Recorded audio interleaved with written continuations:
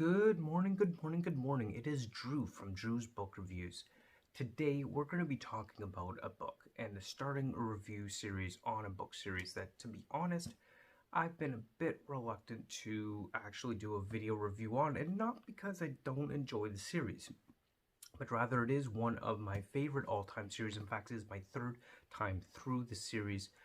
However, I just don't know if I could really do it justice when so many other channels have already done such a great job at it. So if you want to know more, stay tuned.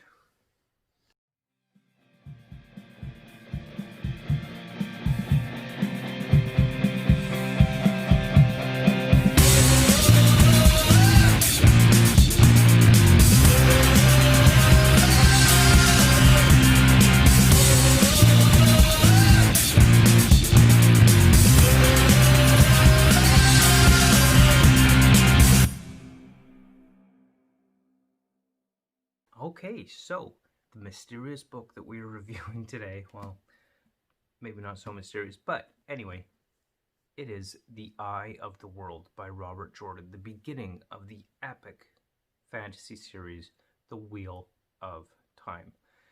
This is actually my third time through the series, and I'm listening actually over Audible for the first time over Audible.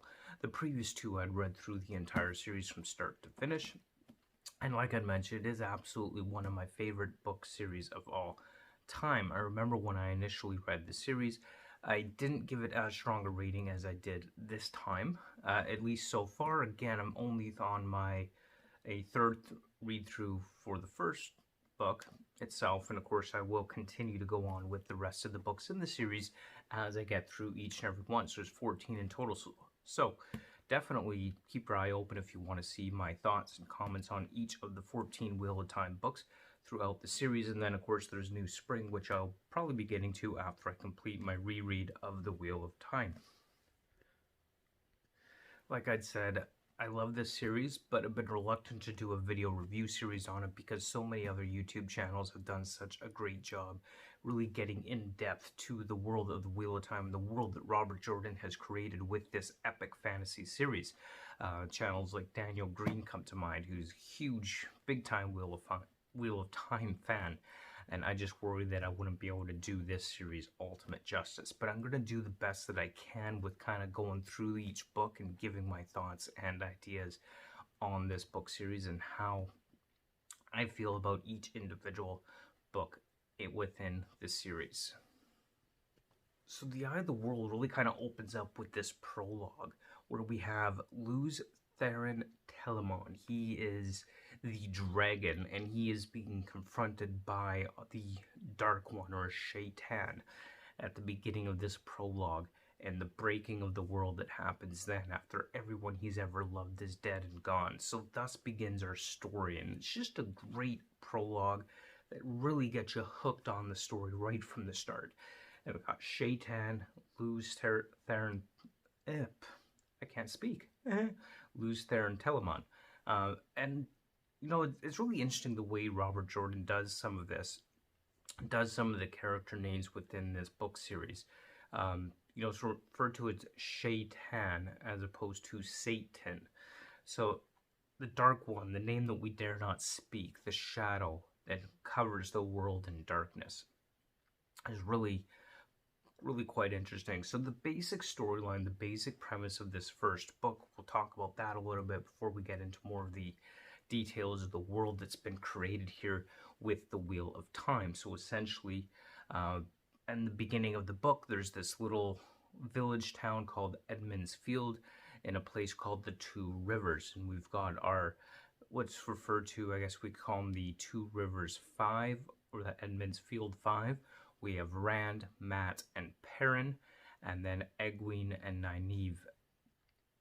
And what happens is we've got this town that is visited by these scary creatures, the Trollocs. They're kind of like these 7-8 foot tall beast men type creatures who are being driven and controlled by a creature called the Murdral, which is kind of like this dark dark creature of the Dark One, or Shaitan, who is out there seeking out these three Taviran, or seeking out the one who will become a pivotal part in the wheel. As I'm trying to avoid spoilers in case you haven't read the book series at all.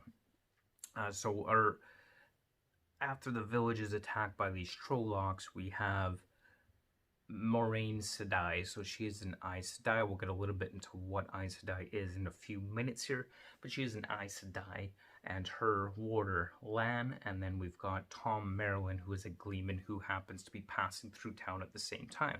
Anyway, after all these events happen, the attacks happen, it's soon determined that Mat, Perrin, and Rand must leave Edmund's Field, and then eventually accompanying them, along with Moraine and Lan, who is leading them out of Edmund's Field with Tom Merlin the Gleeman, and eventually, of course, you have Egwene and Nynaeve, who follow them on this eventual journey, essentially, where they're trying to get to Tar Valon, the home or headquarters of the Aes Sedai. But on their journey, they eventually discover that they need to rather bypass Tar Valon for now and get to the Eye of the World to prevent the Dark One from being unleashed on the world, and having to travel through all kinds of trials and obstacles to get through there, such as the Blight, which is a place of rotten, dead, and dying forests, essentially. And they have to prevent the Dark One from getting out into the world, as the seals on the Dark One's prison are slowly being weakened and broken, as the Forsaken, which Forsaken are an interesting group of people as well, and the Forsaken are starting to come out into the world again. And particularly Mat and Rand are having these nightmarish dreams that are haunting them, as the Dark One, or Shaitan, is after them. And they are being haunted by these nightmares throughout the story. And we don't know what's going to happen, where they're going to end up, or any of that. So that's a very, very brief synopsis of the basic storyline behind the first book, The Eye of the World, within the Wheel of Time series. So the book really does kind of start you off with that adventure and that suspense right from the start to kind of pull you right in, and really helps set the scene and the tone of the overall series as a whole. So now just kind of get in a little bit more into who our individual characters are and what they're like and the different aspects of the story. So of course you've got Rand, Mat, and Perrin. So Rand, he is kind of the big tall one. He's effectively, well, spoiler alert, just going to put that up there now, spoiler alert. Boop, boop, boop. Anyway, so Rand is the Dragon Reborn, but he doesn't know it yet. He has always thought that he is simply a farm boy from the Two Rivers. Never even occurred to him that perhaps he was never born in the Two Rivers, or that his father was never Tam. He just always thought Tam was his true biological father. But as we go through the story, he learns that Tam is not, in fact, his father, and that he was born somewhere else. And there begins to be this mystery about who he is and where he came from. So he's got this heron-marked blade. So the heron is like, heron-marked blade suggests some kind of, blade master of the sword, which seems really out of place for someone from the Two Rivers.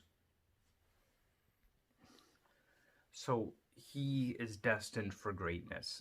He is basically on an adventure. He doesn't even know where he started or who he is.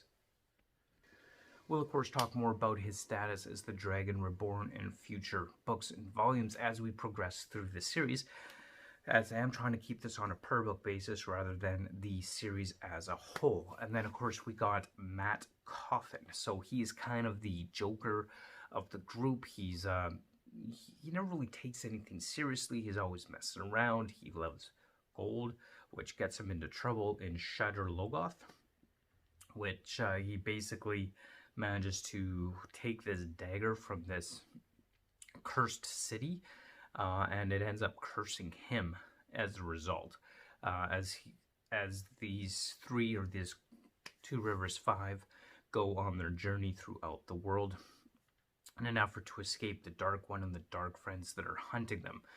So this cursed planet taints his soul, essentially, and taints him with the Dark One's power and corruption. And then, of course, we got Perrin, also known as Perrin Golden Eyes, or Wolf Brother. So he has discovered that he has this unique ability to communicate with wolves, and he becomes a wolf brother. As his eyes turn to this golden color, he becomes part wolf in this series, which this seems to have some kind of protection factor, protecting him from the touch and the taint of the Dark One. And this is kind of part of his aspect to who he becomes, and that, of course, becomes a bigger, more prominent thing throughout the series as a whole, but again, trying to keep this on a per-book basis just for the Eye of the World, which is really kind of setting up the entire series as a whole on who these people are, and where they come from. And then, of course, we have Egwene. So she is the daughter of the mayor of Edmund's Field. She joins our three friends here, Rand, Matt, and Perrin, on their adventure out of Edmund's Field. So she discovers or learns from Moiraine Sedai that she, in fact, has the ability to channel the One Power, which we'll get into One Power in just a few moments here. And she basically joins them on their adventure on her way to Tar Valon to be trained to use the One Power that she has the ability to channel. So don't have much to say about Egwene right now, but definitely possibly in future reviews. And then, of course, we got Nynaeve Elvera. She is the village wisdom. So she is one of the youngest wisdoms ever to be in Edmund's Field or in general. And she also has the ability to channel the One Power. Now, both Egwene and Nynaeve never thought they had these abilities. In fact, the Aes Sedai in general are kind of viewed with distrust and suspicion, and people generally don't like them. So we'll get a little bit into the Aes Sedai a bit here in just a few minutes as we go through the book. But basically, Nynaeve, she also leaves Edmund's Field in an effort to bring back Matt, Perrin, and Rand back to Edmund's Field, where she feels they belong, feeling like they've been taken against their will by Moiraine Aes Sedai on this adventure. And of course, she soon finds herself being wrapped up and pulled along with them on this adventure and wherever it ends up. So of course, Nynaeve will also become a Aes Sedai as we go through the series as well. And then, of course, we got Moiraine Sedai and her Waterland. So these are the ones that initially discover our Two Rivers Five, and where the story kind of focuses around them.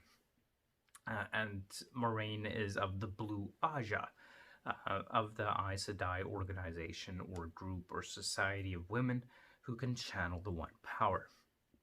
And she soon discovers that these people, these three, Matt, Rand, and Perrin, and of course Egwene and Nynaeve, also play a vital role in the overall pattern as the Wheel of Time moves through the ages. So this is just kind of a brief summary of our characters that we have within this book and who they are and where they're from. So now to get a little bit into the world building aspect of the whole Wheel of Time and how this book is set up with respect to the world building. So there's just a few different aspects I want to briefly touch on as we go through the different world building that happens here. Oh, and of course, I almost forgot to mention Tom Merlin, the Gleeman, as one of our characters. So he's basically a showman who performs, he tells stories, he juggles, he plays music and instruments. I don't have much to say about Tom Gleeman. He's an interesting character. And we will see more development of that throughout the rest of the series.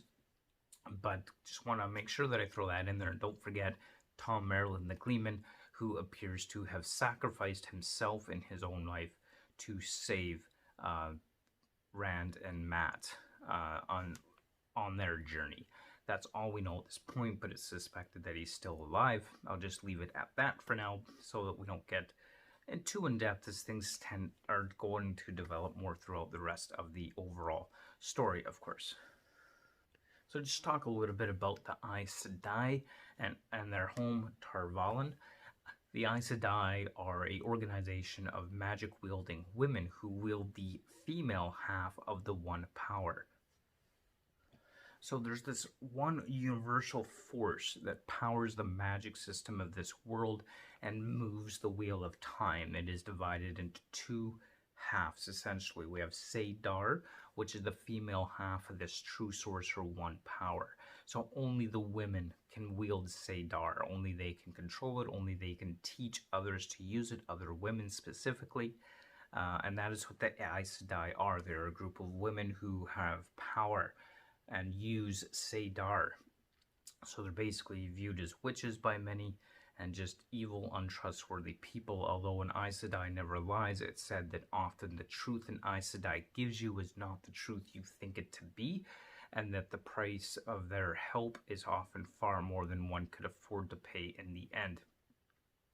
So that is, and the Aes Sedai themselves are divided into different groups of women with different colors. There's the Red Aja, for example, which hunts down and gentles men who can use Saidin, which is the male half of the true power, and Moraine herself is part of the Blue Aja. And so there's these factions and groups within this larger scope of the Aes Sedai.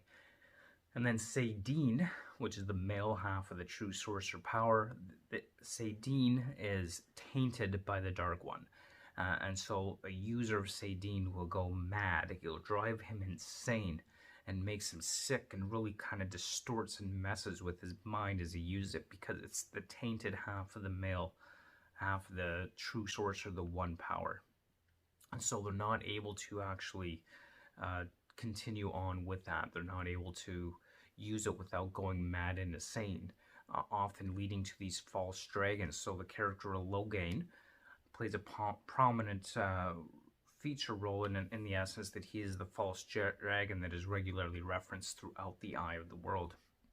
And so these two halves of the One Power are basically at odds with each other and often clash with each other, but at the same time they both must work together in order to maintain the world in existence as we know it. So it's really kind of interesting aspect of the Saidin versus Saydar, and how all that works within the overarching story of this world that Robert Jordan has created. That is a really interesting way to divide up the magic system as a whole within this world. And definitely the tainted half of the true source plays a pivotal role in the overall story arc that we have within this book, within the Eye of the World in general. So that is quite important, and overall, and like I said, an interesting way to divide it up and kind of split up how the different sides of the One Power work. Of course, Rand has discovered that he has the ability to use Saidin, but he doesn't want to, which kind of leads to his decision at the end of this book and why he decides not to go home because of that fear. Again, I said spoiler alert earlier, so if you're still watching, it's not my fault, okay? But anyway, that is... at the end of the book, he doesn't want to go home because he's afraid that he might accidentally use this tainted half of the One Power and cause more harm than good. So at this point, he basically doesn't know who he is. He discovers he has powers that he feels he cannot control, and he's scared and worried about how that's going to happen and what's going to affect him. So that's basically what's happening at this point with Rand. So one other aspect of this story, which they use to navigate the world much quicker than they normally would, is this idea of the ways, which is basically this secret magical passageway that can take you throughout the entire world in a matter of days, or as opposed to weeks or months of travel.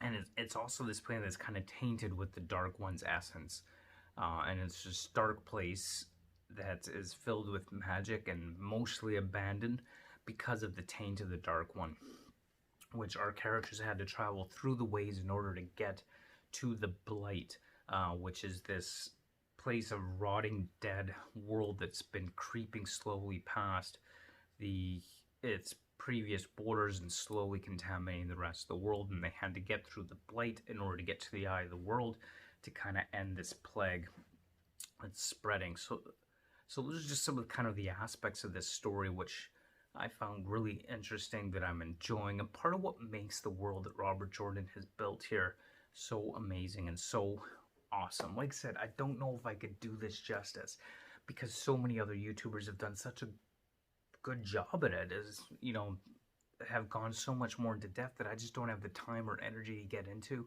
and to be making these super in-depth Wheel of Time videos.